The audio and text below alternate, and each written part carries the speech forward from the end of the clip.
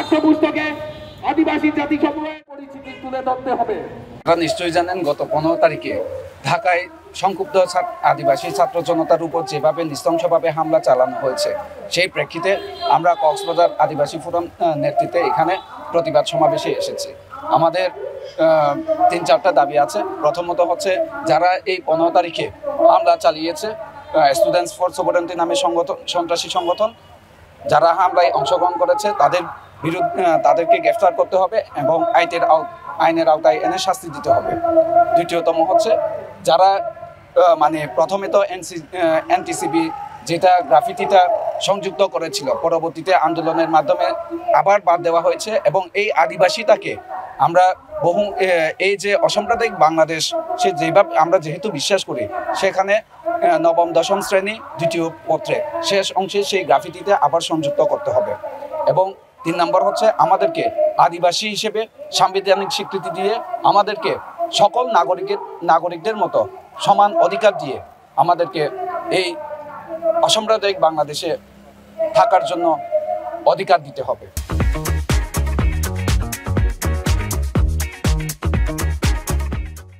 ইতিহাস ঐতিহ্য আছে, সেগুলোকে সরকার আমাদের সাথে আলোচনা করে একটা সঠিক ইতিহাসটা যাতে তুলে ধরতে পারে, সেজন্য আমরা আজকের এই প্রতিবাদ সমাবেশে যুক্ত হয়েছি।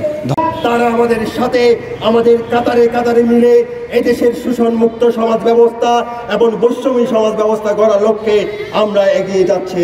আগামী দিনে যে লড়াইটা হবে, সে লড়াইটা হবে বৈষম্যহীন সমাজ ব্যবস্থা, সমাজতন্ত্র যে লড়াই, মেহনতের মানুষের লড়াই, সর্বহারা মানুষের লড়াই। সেই লড়াইয়ে আদিবাসীদের সংহতি আমরা অবশ্যই দেব। কেন আমাদেরকে আহত করবে বারবার? কেন আমরা এভাবে নির্যাতিত? কেন আমাদেরকে এত ভয় পায়? আদিবাসী বলতে এত ভয় পায় কেন?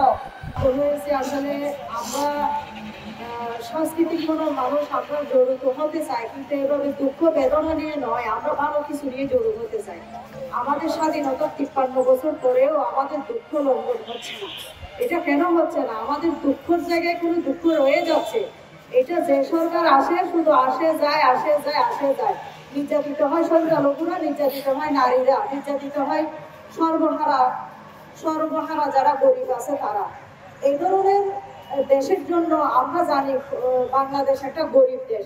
গরিব দেশ হলে কি গরিবের কি কোনো মূল্য নাই? আপনার ঘরে আপনার অধিকার থাকবে না, তা তো হতে পারে না। দেশ যদি আপনার হয়, আমার হয়, তাহলে কেন এত ভেদাভেদ হবে? কেন এত হামলা হবে?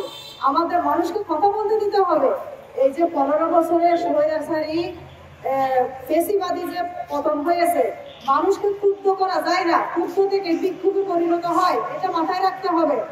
তাদের দাবিটা হচ্ছে কি খুবই একটা সিম্পল দাবি। আপনি মানেন আর না মানেন, কিন্তু তাদের সাথে বৈঠক করেন, কিন্তু কাউকে পিটিয়ে নিজেকে সেরা প্রমাণ দেওয়া, কাউকে দমন করে রেখে নিজেকে উঁচু প্রমাণ দেওয়া, এটা কি প্রমাণ দিচ্ছেন আপনি? সরকার নির্ধারণ করে দিবে।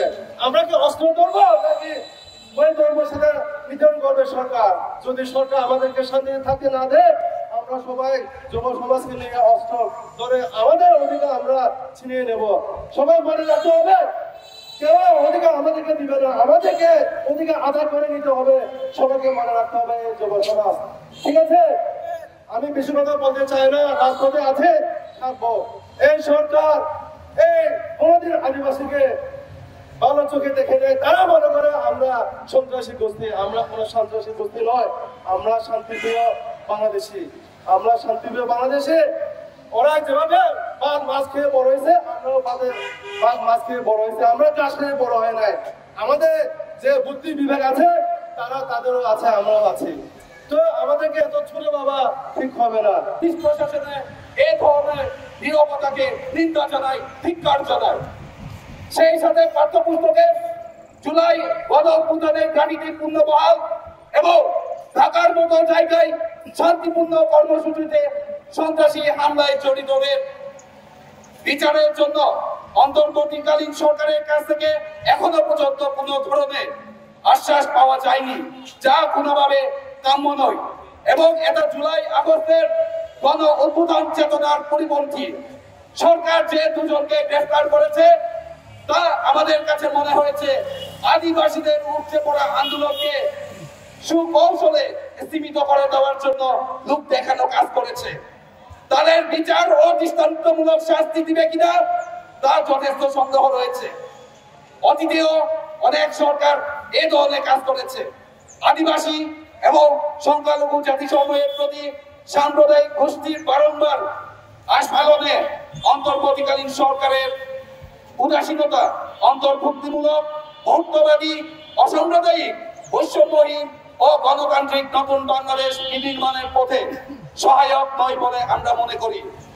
ফলশ্রুতিতে ঢাকা সহ সারা বাংলাদেশে বসবাসরত আদিবাসী জনগোষ্ঠীরা চরম নিরাপত্তাহীনতায় ভুগছে। এমন অবস্থায় এই কর্মসূচি থেকে আমরা মাননীয় প্রধান উপদেষ্টার কাছে দাবি জানাচ্ছি, সংক্ষুব্ধ আদিবাসী ছাত্র জনতার শান্তিপূর্ণ কর্মসূচিতে নৃশংস হামলার সাথে জড়িত মাত্র 2 জনকে গ্রেফতার দেখালে হবে না। যারা এর পেছনে কলকাঠি নেড়েছে তাদেরকেও বিচার ও শাস্তির আওতায় আনতে হবে। পাঠ্যপুস্তকে আদিবাসী জাতিসমূহের পরিচিতি তুলে ধরতে হবে। সংবিধানের সম্মানের সহিত বাঁচার অধিক সংক্ষিপ্ত বক্তব্য শেষ করছি। ধন্যবাদ।